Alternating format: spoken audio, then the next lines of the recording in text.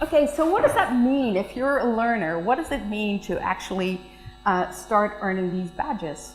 Well, one of the things that it will allow you to do is it will allow you to actually start collecting and seeing this tapestry of skills and achievements that you have. So now what you can do is you can not only look behind you and see everything that you've achieved, you can also start to see kind of emerging themes within those skills.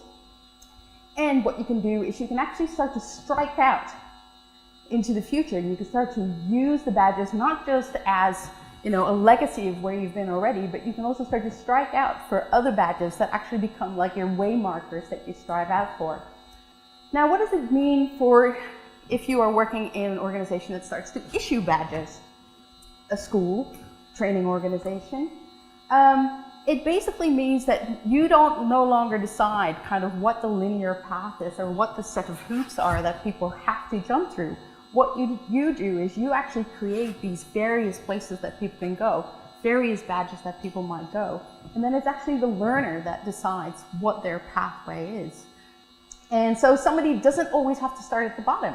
You don't have to start with the lowest badge. You can, stretch. Struggle, as we've heard earlier. Everyone should be struggling.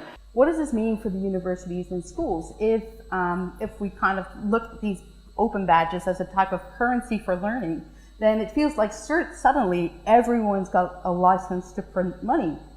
And so what does that mean for these people who traditionally were the only ones who could print money? Well, in a way, they're actually really well off because they're really well positioned with the work that they've done over the decades and centuries in order to actually take advantage of open badges. And we're certainly seeing that with Purdue University in the United States and here in Victoria with Deakin University, who've really taken to badges and particularly looking at badges in order to make visible those soft skills, things like graduate learning outcomes, employability, critical thinking skills, etc. Things that maybe before were kind of hidden within these larger monolithic programs, but that now we can make visible not just to employers, but also to the students themselves. It's no longer kind of hidden inside the learning outcomes that are somewhere in your course guide. It actually becomes this very visible badge that as a student, you can kind of strike out for.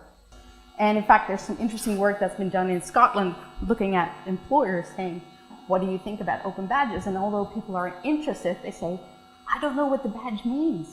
If somebody comes to me and they say, I've got a bachelor's degree in this, from this and this university, I know what that means.